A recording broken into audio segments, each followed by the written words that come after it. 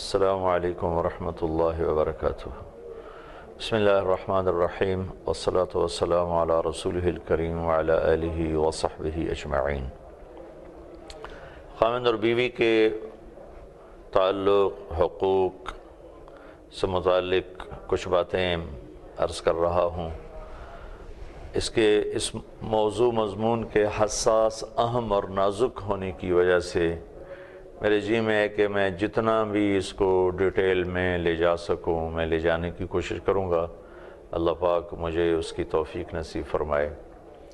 گزشتہ مجالس میں ایک مجلس میں نے ہن لباس لکم وانتم لباس لہن کے بارے میں بات کی تھی۔ جن دوستوں نے اسے سنا ہے انہیں یاد ہوگا کہ اللہ تعالیٰ نے مردوں سے کہا ہے کہ بیویاں تمہارے لباس ہیں، بیویوں سے کہا ہے خامن تمہارے لباس ہیں۔ اور لباس کے دو کام میں نے بتائے تھے کہ وہی دو کاموں کی طرف، انہی دو حقوق کی طرف اشارہ ہے۔ ایک یہ تمہارے عیب چھپاتا ہے، یواری سواتکم، اور دوسرا یہ تمہیں خوبصورت بناتا ہے، وریشہ۔ تو لباس سے تشبیہ دے کر دونوں کو یہ ذمہ دار ٹھہرایا ہے کہ خامن اپنی بیوی کی کمیاں چھپائے اور اس کی خوبیوں کو اجاگر کرے، بیوی اپنے خامن کی کمیاں چھپائے اور خوبیوں کو اجاگر کرے۔ ہمارا معاشرہ یہ ہے کہ 10 خوبیوں میں ایک کمی 11ویں ہے تو بس وہی پکڑیں گے، 10 کو نظر انداز کریں گے۔ جان بین سے یہی حال ہے۔ تو لباس میں دو ذمہ داریوں کی طرف اشارہ ہے قرآن پاک میں کہ ایک دوسرے کی کمیاں چھپاؤ، ایک دوسرے کی خوبیاں بیان کرو۔ حوصلہ افزائی کرنے سے دل بڑھتا ہے۔ ایک پیر صاحب اپنے مرید کے گھر کھانا کھانے تشریف لے گئے تو انہیں کھانا بہت پسند آیا، تو انہوں نے پوچھا یہ کس نے تیار کیا ہے، بنایا ہے؟ تو مرید نے کہا جی میری بیگم۔ تو کہا اس کو پردے میں بلاؤ۔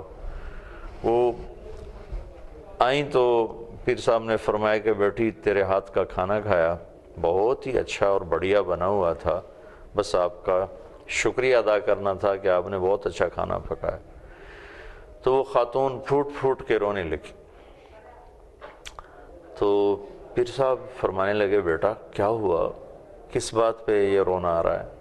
تو اس نے عرض کی حضرت میں آپ کے مرید کے ساتھ 30 برس سے زندگی گزار رہی ہوں، ایک دفعہ بھی اس نے مجھے میرے کسی کام پہ نہ کبھی حوصلہ افزائی کی نہ کبھی تعریف کی۔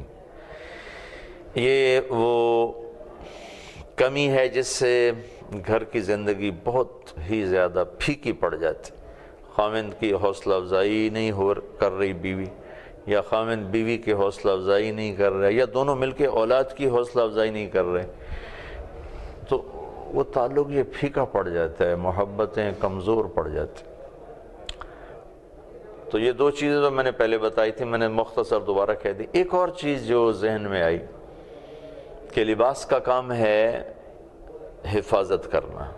لباس ہمیں ننگے پن سے حفاظت کرتا ہے، لباس ہمیں گرمی سے بچاتا ہے، سردی سے بچاتا ہے، بارش سے بچاتا ہے، آندھی سے، طوفان سے، ریت کا ہو، مٹی کا ہو، گرد و غبار کا ہو، لباس ہمارے لیے شیلٹر بن جاتا ہے، ہماری حفاظت کرتا ہے۔ ایسے ہی ایک تیسری چیز اس لباس کی تشبیہ میں جو خاوند اور بیوی کو اللہ تعالیٰ اشارتاً فرما رہا ہے کہ خاوند اپنی بیوی کی حفاظت کرے، بیوی اپنے خاوند کی حفاظت کرے۔ چونکہ آج کل جو دائیں بائیں کے رشتے ہیں، لڑکے کی طرف سے جو رشتے ہیں ماں باپ بہن بھائی خالہ، وہ زندگی میں اس طرح داخل ہوتے ہیں کہ بچی کی زندگی تلخ ہو جائے، اور بعض اوقات بچی کے ماں باپ بہن بھائی اس طرح داخل ہوتے ہیں کہ بچے کی زندگی تلخ ہو جاتی۔ تو لباس کے اندر ایک تیسری ذمہ داری کی طرف اشارہ کیا گیا ہے کہ اپنی بیوی کی حفاظت کرو۔ حفاظت سے مراد یہ نہیں کہ اوروں کو بے عزت کرنا شروع کرو، حفاظت سے مراد یہ کہ اس کی دل شکنی اور اس کی بے اکرامی کی کوئی بھی شکل بننے لگے، کسی کی طرف سے بھی بنے، تو اس کے آگے اس کو محفوظ کرو، اس کے آگے کھڑے ہو، اور سارے ناگواریاں اور یہ غلط رویے اپنے اوپر برداشت کرو، اسے سکھ پہنچاؤ۔ کسی بھی جگہ پر میری بات کا مطلب یہ نہ لیا جائے کہ اپنے ماں باپ سے کہ گستاخ ہو جاؤ، بہن بھائیوں سے قطع تعلق کر لو، ہرگز ہرگز یہ مطلب نہیں ہے۔ اعتدال میں لانے کے لیے ساری باتیں ہیں کہ حفاظت کا مطلب یہ ہے کہ جو منفی رویے ادھر سے آ رہے ہیں ان کا رد کرو، ان کو عزت، احترام، محبت اتنی دو کہ پہلے سے بھی بڑھ جائے۔ بیوی کے ماں باپ، بہن بھائیوں کی طرف سے کوئی ایسے رویے آئیں جو خامند کی عزت کو مجروح کریں تو بیوی سامنے کھڑی ہو جائے اور وہ اپنے خامند کی حفاظت کرے اور ان کے سارے کڑوے کسیلے اپنے اندر جذب کرے۔ یہ بھی ان کے ساتھ ایسا تعلق، ایسا معاملہ نہ کرے جس سے کسی بھی رشتے کی توہین ہو، ناقدری ہو اور وہ بے قیمت ہو، یا یہ تاثر بن جائے کہ بھئی یہ صرف آپس میں ہی ہیں، یہ کسی کے بھی نہیں ہیں۔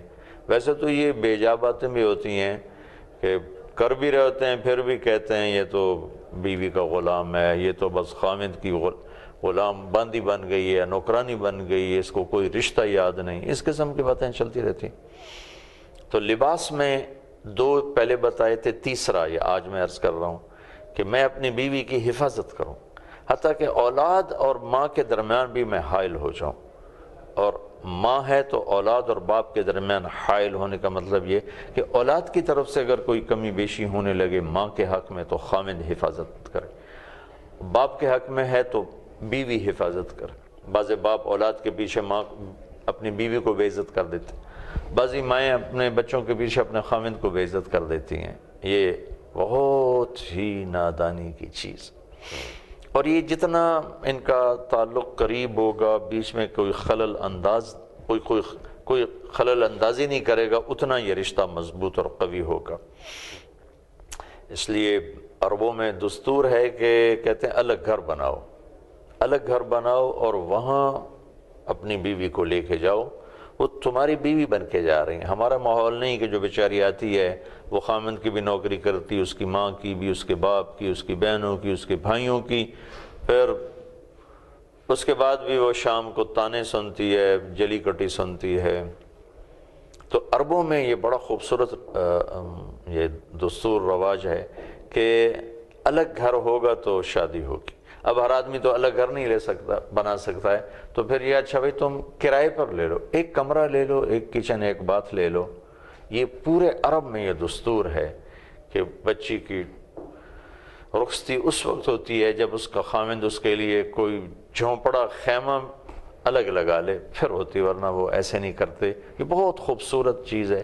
ہمارا جوائنٹ فیملی سسٹم بھی بہت خوبصورت چیز ہے، اس سے بھی زیادہ خوبصورت ہے کہ انسان ہر وقت کی مدد کا محتاج ہوتا ہے، بشرطے کہ اس میں وہ نہ ہو جو آج ہمارے گھروں میں ہو رہا ہے کہ ساس ایک عجیب رشتہ بن گیا ہے، سسر ایک عجیب رشتہ بن گیا ہے، دیور دیورانی، جیٹھ جیٹھانی، یہ ایک عجیب و غریب خوفناک، یہ تو بڑے خوبصورت اور پیارے رشتے تھے لیکن انتہائی خوفناک رشتے بن چکے ہیں اخلاق کے نہ ہونے کی وجہ سے اور اللہ کے محبوب کی معاشرت کو نہ جاننے کی وجہ سے۔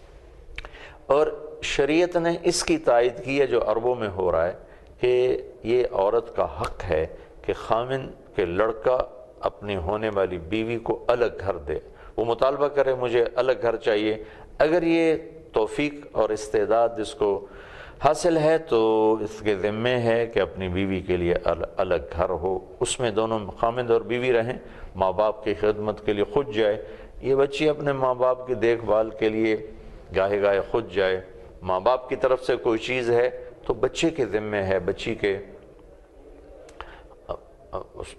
اس بچی کے ذمہ نہیں ہے، اور بچی کے ماں باپ کی کوئی چیز ہے تو اس کے خامند کے ذمہ نہیں، اس بچی کے ذمہ ہے۔ اچھا، اب یہ ہے کہ بھئی بعض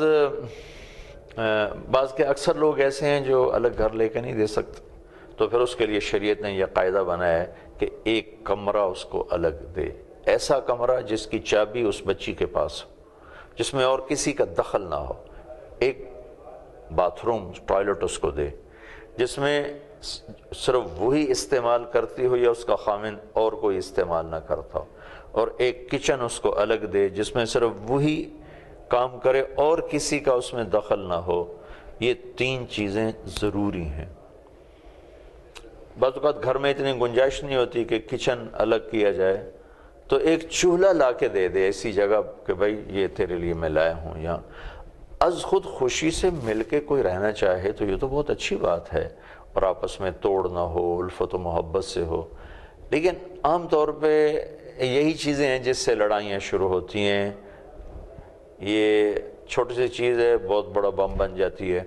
تو شریعت نے اس کا سد باب کیا، کمرہ الگ دو، کچن الگ دو، باتھ روم ٹوائلٹ الگ دو، تو بہت سارے جھگڑے اس سے ختم ہو جائیں گے۔ یہ بیوی کے حقوق میں ہے، اس نے کوئی ناجائز مطالبہ نہیں کیا، کوئی غلط بات نہیں کی ہے، اس نے صحیح آپ سے مطالبہ کیا، یہ اللہ اس کے رسول کا مطالبہ ہے، اللہ اس کے رسول کی بتائی ہوئی بات ہے۔ تو جتنا اس رشتے میں خارجی رشتے کم داخل ہوں گے اتنا یہ رشتہ مضبوط ہوگا، اور جتنا اس میں آپ باہر کی سنو گے، کبھی اس کی کبھی اس کی، اتنا آپ کی تلخیاں بڑھتی جائیں گی، محبت نفرت میں تبدیل ہو جائے گی۔ پھر ہمارا معاشرہ ہے کہ سننی تو پڑتی ہے، تو اگر تمہیں سننی پڑ جائے تو میں دیکھو تم سب کے سامنے ہاتھ جوڑ کے کہہ رہا ہوں کہ پہلے اپنی بیوی سے ضرور پوچھ لینا، اور بیوی اگر ایسی سنے خامند کے بارے میں تو ان کے سامنے بھی ہاتھ جوڑتا ہوں، اپنے خامند سے ضرور پوچھ لینا۔ 95%، 99% باتیں جھوٹ ہوتی ہیں، غلط ہوتی ہیں یا غلط فہمی ہوتی ہے، لیکن عام ماحول میں یہ ہے نئی تحقیق کرتے اور آتے ہی چڑھائیاں کر دیتے ہیں، اور کیا سے کیا کر کے اپنے گھر کو خود بگاڑ کے بیٹھ جاتے ہیں۔